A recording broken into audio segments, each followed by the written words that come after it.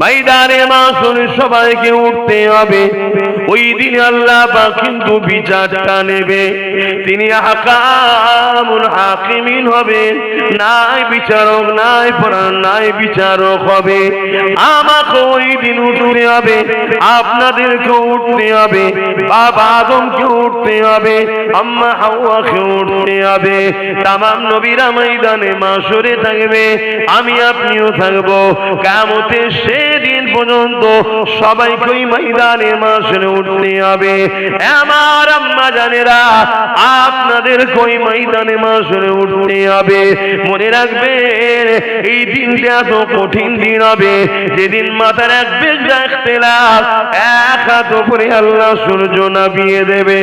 মাথার ক্ষীণগুলো গলে গলে ওই সূর্যের তাপেতে জমিনে পড়তে থাকবে, এবং জমিনটা লোহা যেমন আগুনে দিলে পুড়ে পুড়ে লাল হয়ে যায়, ওই সূর্যের তাপেতে জমিনটা লাল হয়ে যাবে।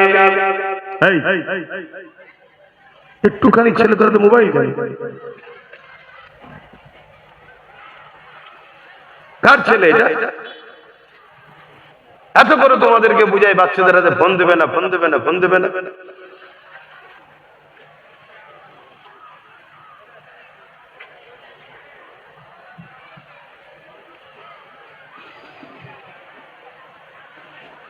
মানুষ খারাপ হয়ে গেছে ভাই, আপনাদের সঙ্গে মিশা আগামী দিন আমার দ্বারা মনে হচ্ছে সম্ভব হবে না। এত করে বলি, কানে কথা যাই না, বাচ্চাদের ফোন দেবেন না কেন? ওইটুকু ছেলের হাতে ফোন দিয়েছে, আর ওইদিকে আমার মা বোনরা দেখেন না, কথা বলেই যাচ্ছে, বলেই যাচ্ছে।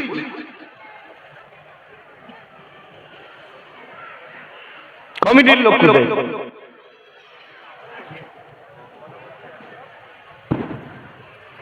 আর 10 হাত দূরে করতে পারতো তো প্যান্ডেলটা, তাহলে তুমি উঠে যেতে।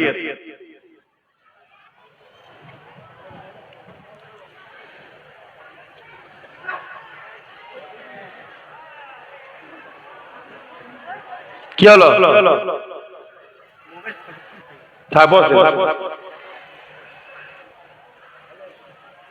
বসে পড়েন।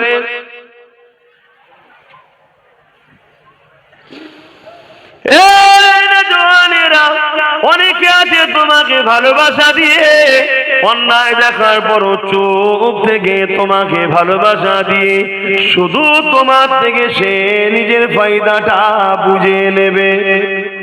শুনছো তো? অনেকে আছে, তুমি অন্যায় করবে দেখবে, তাও তোমাকে ভালোবাসা দিয়ে নিজের ফায়দাটা লুটে নেবে। আমি পারি, কিন্তু না, আমি সেই রকম ভালো তোমায় বাসি না, তাই অন্যায় দেখলে ধরি না। কি দরকার আছে? তোমার ছেলে মোবাইল দেখে বড় হলে তোমাকে পিটিবে, তো আমার কি যায় আসে? আমি আমার ছেলেকে আলহামদুলিল্লাহ চেষ্টা করি, যত যাই হোক, কেঁদে কোকিয়ে গেলেও মোবাইলের সাথে কোনো সম্পর্ক নাই। তুই একদিন কাঁদবি, দুদিন কাঁদবি, আর মোবাইল থাকলে সারা জীবন কাঁদবে ছেলেরা। এই মোবাইল এত খারাপ জিনিস। আর যেদিন বড় হয়ে যাবে, বুঝতে শিখবে, সেদিন ওর পয়সা ও কিনুক না, সেদিন প্রয়োজনের জন্য কিনবে, সেদিন ভালো হবে। আসেন জি, কথা আলোচনা করতেছিলাম, কিয়ামতটা তো কঠিন দিন হবে। আল্লাহ নবী জানিয়ে দিলেন, যে দিনেতে বাপ ছেলে হবে না, ছেলে বাপের হবে না, মা মেয়ের হবে না, মেয়ে মায়ের হবে না, এক কথাও চিনে না চিনার ভান করবে। ওই কিয়ামতের দিনেতে এমন সময় একজন বান্দার হিসাব নেওয়া হবে, যে হিসাব নেওয়ার পরে দেখা যাবে একটা মাত্র নেকি কম পড়ে গেছে তার।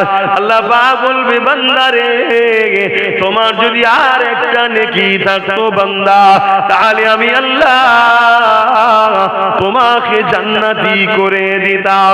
এ বান্দারে, একটা নেকি কম তোমার পড়ে গেছে।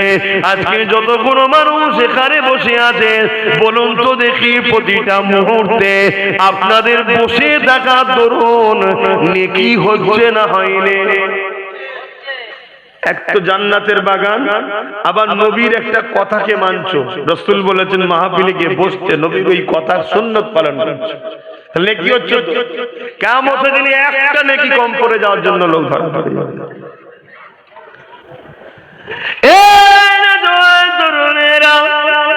ওই বান্দা তখন বলতে লাগবে, ও রব্বি আল্লাহ পাক, আপনি যদি ইজাজত দেন আমি কিছু কথা আপনাকে বলবো। আল্লাহ পাক বলবে, বান্দারে বলো, আজকে তোমাকে আমি ইজাজত দিলাম, বলো। ওই সময় সেদিন বান্দা বলতে লাগবে, ও রব্বি আল্লাহ পাক, আপনি যদি একটু আমাকে সুযোগ দেন আমি ময়দানে মাশর ঘুরে ঘুরে দেখব, মাত্র একটা নেকির ব্যাপার, একটা নেকি কোনো না কোনো জায়গায় মিলে যাবে। এ যুবক রে, বুঝাতে চাইছি ময়দানে মাশরটা কেমন। আল্লাহ ওই সময় বলবে, বান্দারে এটা ময়দানে মাশর, তুমি কি জানো না বান্দা, এখানে সবাই নফসি নফসি করছে, যে যার বাঁচার জন্য চিন্তা করছে। একদিকে জাহান্নামের গর্জন, যে গর্জনে আল্লাহর বান্দার অজ্ঞান চৈতন্য হয়ে যেতে লেগেছে। এই ময়দানে মাশরেতে তোমাকে কে নেকি দেবে রে বান্দা? ওই সময় বান্দা বলতে লাগবে, আল্লাহ এই ময়দানে মাশরে আমার জনম দুঃখিনী মা রয়েছে, মায়ের থেকে আপন কে হয়? যে মা আমাকে কত বড় করেছে, আদর করে লালন পালন করেছে, আমার জন্য আব্বার কাছে কত বকা খেয়েছে, আমার জন্য কত রাগ মুখ খেয়েছে। ওই মা যিনি আমার জন্য কত যন্ত্রণা ব্যথা সহ্য করেছে, সেই মা ওই ময়দানে মাশরে রয়েছে। আল্লাহ পাক আপনি যদি বলেন একবার মায়ের কাছে গিয়ে দেখবো, বাপও রয়েছে বাপের কাছে যাব, স্ত্রী রয়েছে স্ত্রীর কাছে যাব, বন্ধু রয়েছে ভাই রয়েছে বোন রয়েছে, কেউ না কেউ তো একটা নেকি দিয়ে দেবে। আল্লাহ পাক তাহলে আমি নাজাত পেয়ে যাব। ওই সময় আল্লাহ পাক বলবে, হে আমার বান্দারে, এই ময়দানে মাশরে কেউ কারো হবে না। বান্দা তুমি যখন জানতে চাও, দেখতে চাও, বান্দা আমি তোমাকে নিরাশ করব না। যাও দেখো কেউ তোমাকে একটা নেকি দান করে কি দেখো। আল্লাহ যে এইটুকু সুযোগ দিচ্ছে সেদিন, এটাও আলহামদুলিল্লাহ, বলুন আলহামদুলিল্লাহ। কেন? তিনার হাতে সব পাওয়া, তিনি দুনিয়া তো আমাদের এই জন্য দিয়েছিল, আবার কেন দেবে? কিন্তু না, আল্লাহ তথাপিও সেদিন দিয়েছে। ওই সময় আমার আল্লাহ পাক বলবেন, যাও যে দেখো। বান্দা যাবে, যে ঘুরবে মায়ের কাছে যাবে, মা কি সমস্যা হলো, একটু সরে যান না, এই মুরব্বিটাকে ওপরে তুলে দাও না, দরকার হয় সরে যান, ওপরে চলে এসে বসে দেখতে দাও। যারা বসে আছে তাদের আড়াল করছো কেন?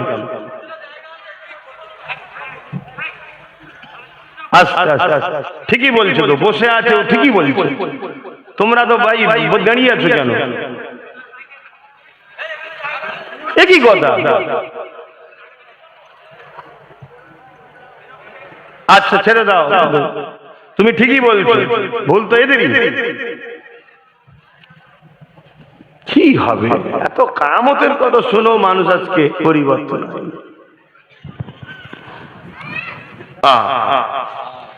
কিয়ামতের দিন আল্লাহ ঘোষণা দেবে, ন্যায়বাদী, সত্যবাদী, মানবতাবাদী আর জালিম অত্যাচারী দুজনের কাতার আলাদা হয়ে যাও, ন্যায়বাদীদের থেকে বেরিয়ে যাও, আলাদা হয়ে যাও। তুমি কি ভাবছো আমি আলাদা হব না, রয়ে যাব নাকি? এটা কি আব্বাস সিদ্দিকীর হুকুম নাকি যে বসে যাও, বসছো না? আসল কথা সব জিনিস বুঝিয়ে বলা যায় না, কিছুটা অনুভব করতে হয়। যখন একটা বিমার হয়, একটা পেটের যন্ত্রণা যখন হয়, আমাদের কি দশা হয়? সামান্য একটা পেটের যন্ত্রণায় জন ছেলে যখন হয় কাতরায় যাবে, কখনো কখনো হসপিটাল ঘুরতে যাবে, দেখবে বিমারদের কি হচ্ছে। কখনো কখনো কবরস্থানের ধারে যাবে, যে দেখবে তোমাদের মতো এরকম সব রক্ত গরমওয়ালা জন ছিল একদিন, তাদের হাঁ হয়ে পড়ে আছে, ভেতরে কি দেখা যাচ্ছে না, হাড় হাড্ডি পড়ে আছে।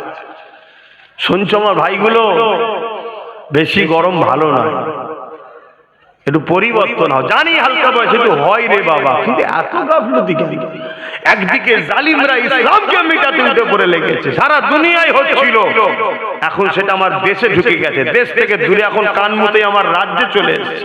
কলকাতায় র্যালি হচ্ছে, মিছিল হচ্ছে, কলকাতায় প্রকাশ্য মিডিয়ার সামনে বলছে হিন্দু রাষ্ট্র বানাতে হবে, ইসলাম মুক্ত সমাজ গড়তে হবে।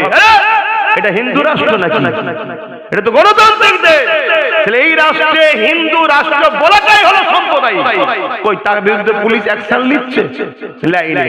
কিন্তু একজন যদি শুধু বলে যে এই রাষ্ট্রকে, এই রাজ্যকে ইনসাফের উপরে, ন্যায়ের উপরে, মানবতার উপরে, সম্প্রীতির উপরে, ভ্রাতৃত্বের উপরে জান্নাত ইসলাম আনতে হবে, বাস অমনি তার বিরুদ্ধে এফআইআর হয়ে যাবে, তাকে ধরে নিয়ে ভরে দেওয়া হবে। শুনছেন তো নাকি? কিন্তু একটা সংবিধান বিরোধী চরম অন্যায় কথা প্রকাশ্য বলা হচ্ছে, ভারত থেকে ইসলামকে মিটিয়ে দেওয়া হবে, ইসলাম মুক্ত ভারত চায়, মিডিয়াতে দেখাচ্ছে। আমার কলকাতাতে বিজেপি এলাকা গুলোই তো হচ্ছে রে বাবা, বিজেপিরাও তো, তারা তো চাইছে হিন্দু রাষ্ট্র বানাবো। শুনছেন তো নাকি? তারা তো চাইছে। আর তুমি যতই যাদেরকে সেকুলার মনে করো, সব ভেতরে ভেতরে কিন্তু এক হচ্ছে। শুধু তুমি হাঁ করা হয়ে বসে আছো, তুমি শুধু হাঁ করা হয়ে বসে আছো, তোমার হুঁশই নাই কি হচ্ছে ভেতরে ভেতরে। কথা বুঝে আসছে? গোস্ত গোস্তই হয়, উজুরি উজুরি হয়। তুমি যতই চেষ্টা করো উজুরিকে গোস্ত বানাবার আর গোস্তকে উজুরি বানাবার, কখনোই সম্ভব নয়। সেদিন আর নেই যেটা আগে দেখেছিলে, এখন সিচুয়েশন আলাদা। তো যা কিছু কথা বললে তোমাদের পছন্দ হবে না, নেবে না, আর কি বলবো, যা খুশি করো, তবে সজাগ করার দায়িত্ব আছে, তাই সজাগ করছি। এত বড় একটা কথা, পুরো সংবিধানকে মিটিয়ে দিবার কথা, হিন্দু রাষ্ট্র হবে, ইসলামদেরকে রাখা যাবে না। বাংলার কলকাতাতে হচ্ছে, মিডিয়ায় দেখাচ্ছে, তার বিরুদ্ধে পুলিশ অ্যাকশন হয়েছে। তাহলে তুমি কি বুঝছো? তোমার সরকার তাকে সাপোর্ট করছে, তার মানে তাহলে বিজেপিও চাইছে হিন্দু রাষ্ট্র, এও চাইছে। এই জন্য এখন সব জায়গায় মন্দির তৈরি করছে আর মসজিদ গুলো সব ভাঙছে। নিউ টাউনে মসজিদের জায়গা চুরি করে বিক্রি করছে, করছে না, করে না? তাহলে এদের উদ্দেশ্য হলো ইসলামের পেহচান রাখবো না।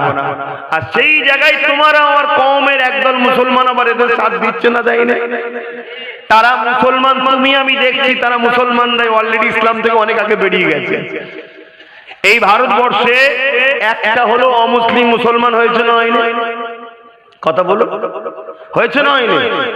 লাখ লাখ হচ্ছে আমি জানি, কিন্তু সেগুলোকে আমাদের সামনে আসছে।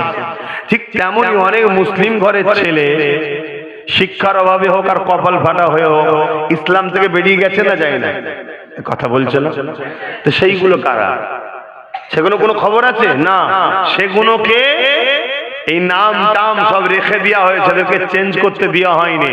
তাদের দ্বারা ইসলাম বিদ্বেষীরা কাজ করাচ্ছে, তাদেরকে পিছন থেকে অর্থ দিচ্ছে, তাদেরকে অস্ত্র দিচ্ছে, তাদেরকে প্রশাসনিক পাওয়ার দিচ্ছে, দিয়ে বলছে তোরা মুসলমানদের নেতা হয়ে থাক, সময় যখন আসবে তোরা চেঞ্জ হয়ে এইদিকে চলে আসবি, কেন মুসলমানকে কন্ট্রোল তোরা কর। তোদের হাত থেকে ফসকে গিয়ে যদি কোনো নবী খানদানের হাতে চলে যায়, তাহলে তো আমাদের চামড়া গুটিয়ে ফেলবে।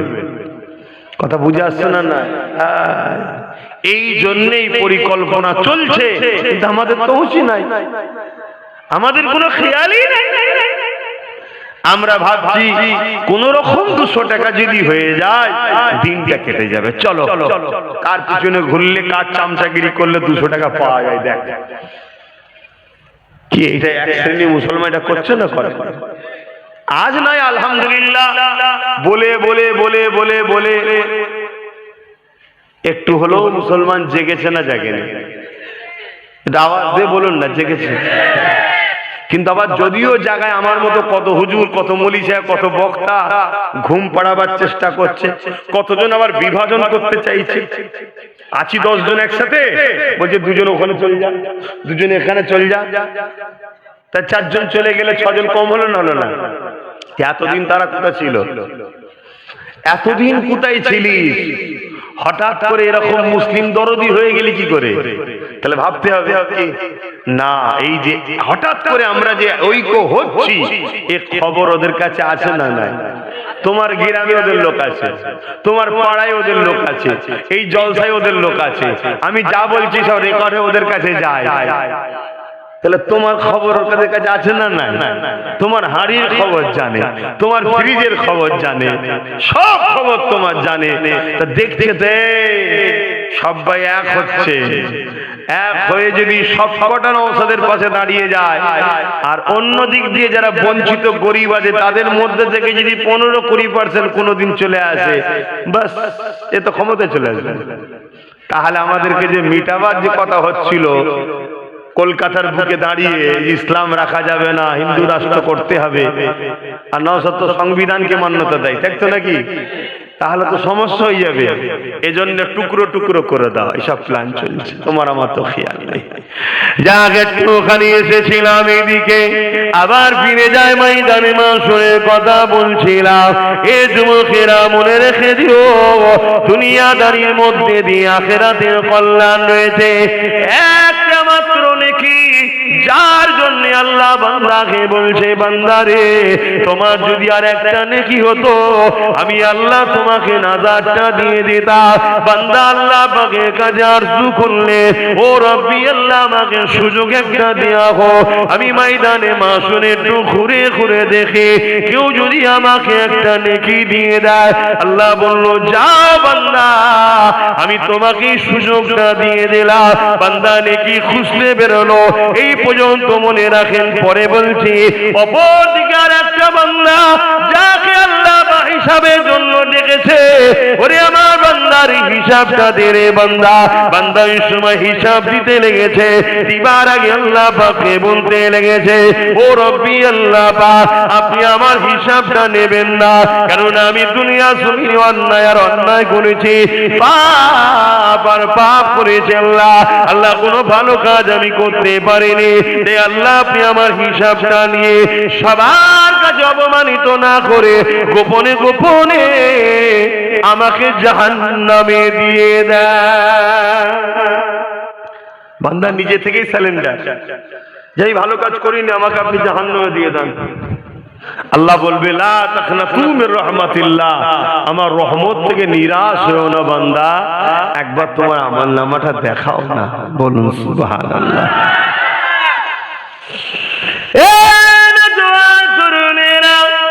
আল্লাহ পাক কুদরতি ভাবে বান্দার আমলনামা দেখবে, ওই আমলনামার মধ্যে দেখা যাবে শুধু অন্যায় অন্যায়, ভুল ভ্রান্তি, পাপে ভরা।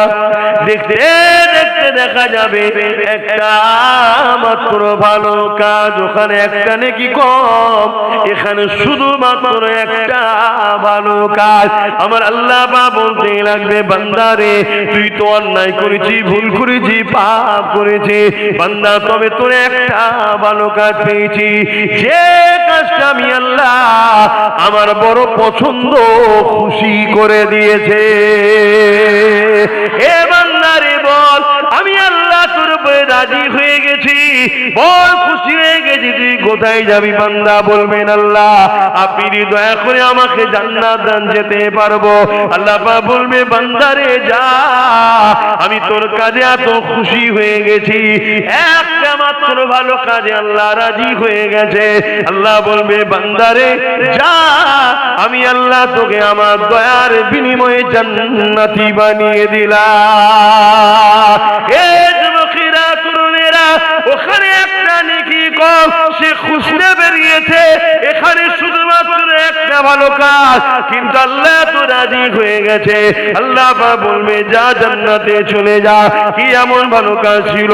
আল্লাহ নবী সাহাবাদেরকে জানিয়েছে, হ্যাঁ আমার সাহাবারা শুনে রেখে দাও, কিয়ামতের দিন ওই যুবক ছেলেটা আল্লাহ পাক ওই একটা ভালো কাজের জন্য জান্নাত দেবে।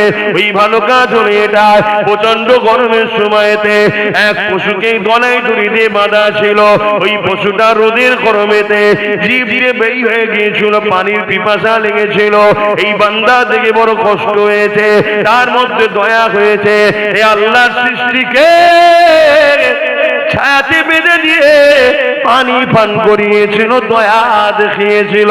আল্লাহ পাক বলতে লাগবে, বান্দারে আমার দিয়া দয়া নিয়ে তুই আমার সৃষ্টির উপরে দয়া দেখালি, যা আমি আল্লাহ এই কঠিন দিনে কেন তোর উপরে দয়া দেখাবো না, যা আমি আল্লাহ আজ তোর উপরে দয়া দেখিয়ে জান্নাতি করে দিলাম। আরো জোরে বলুন সুবহান।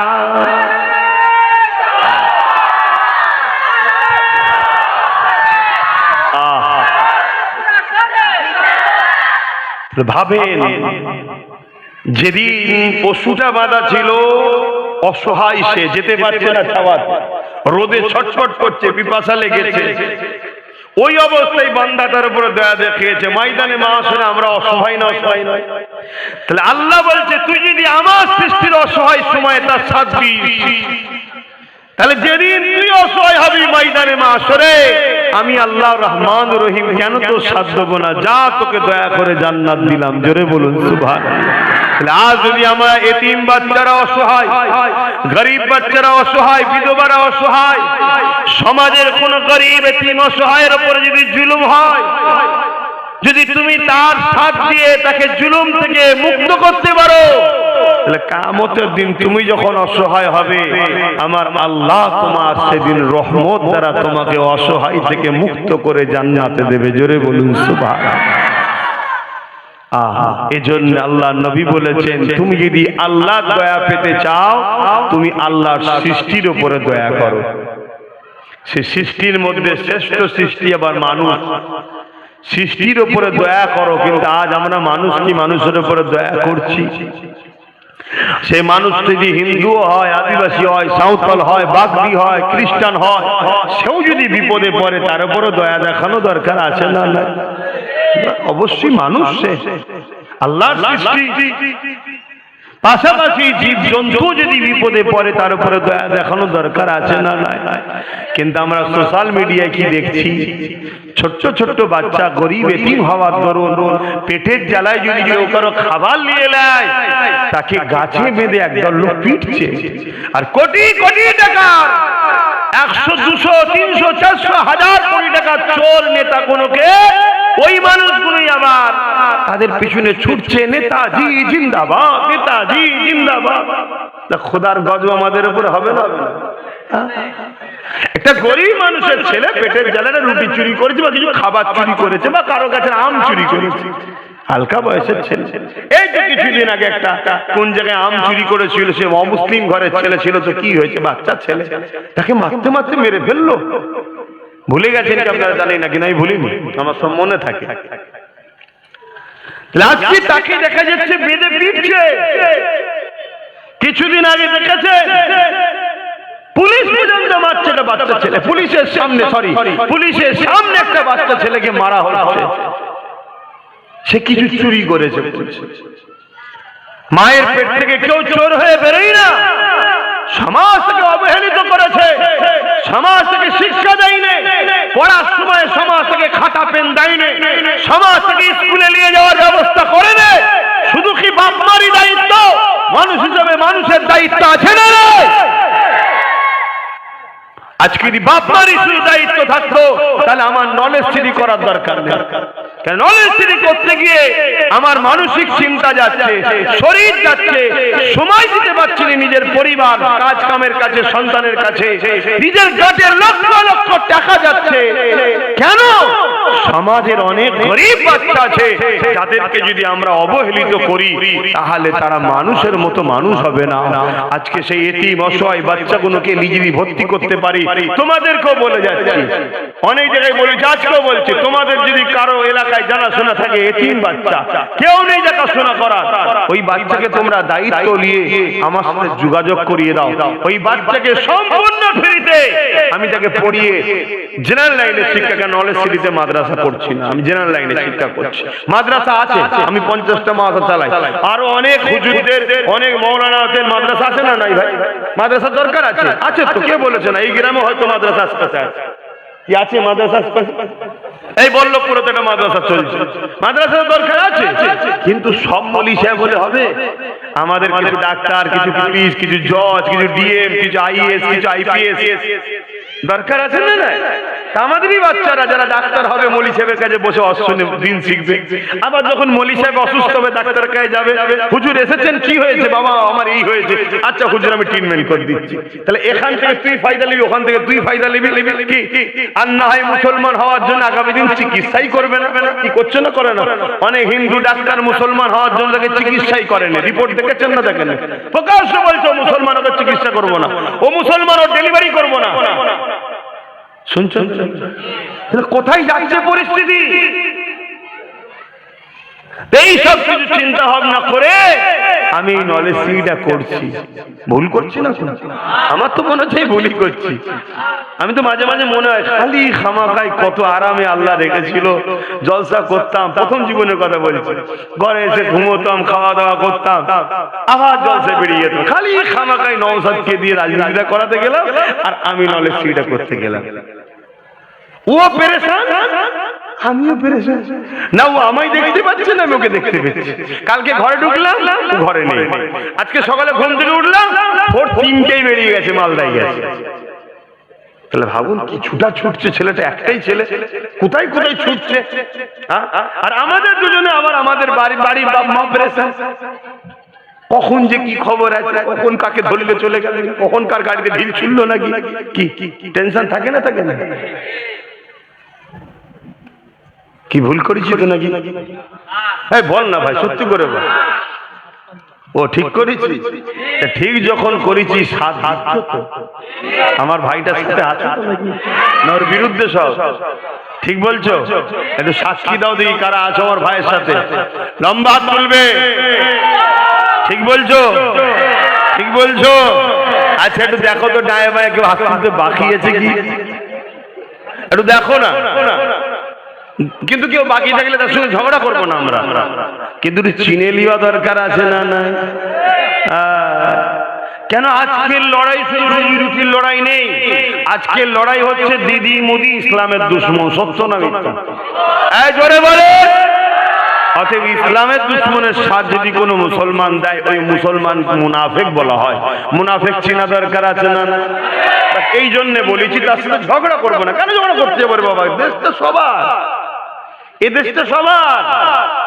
এদেশে কেউ যদি মনে করে খুঁটোটা হলো আমার ভগবান, আমি পুজো করবো, তাকেও দেশ রাইট দিয়েছে, কিন্তু আমি মানি না।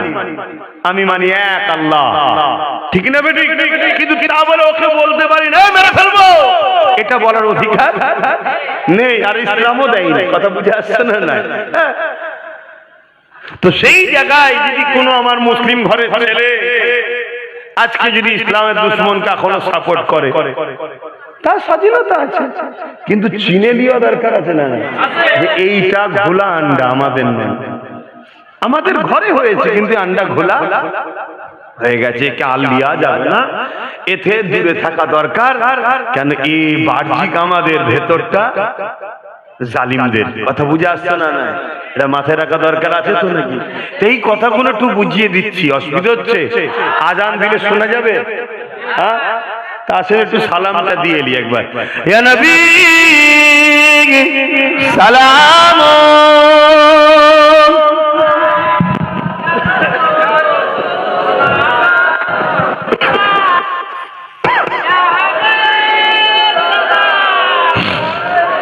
এরম চোখের ঘুরে আলো দেয়। আচ্ছা আমার ভাইয়ের সঙ্গে তো সবাই আছে শুনলাম, আমার সঙ্গে আছেন তো নাকি? আমার সঙ্গে কারা কারা আছে একটু হাত তুলে দেখান। মারহাবা, আলহামদুলিল্লাহ। এটা সত্য? হ্যাঁ, ভাববেন আমরা দু ভাই আলাদা নয়, আলাদা নয়, আমরা দু ভাই এক। ও আমার জান, আমি ওর জান।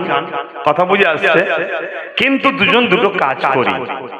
ও দেশ ও দেশবাসীর সেবা করতে নেমেছে, আমিও মানুষেরই সেবার জন্য নলেজ সিটি করছি এবং ধর্ম প্রচার করি।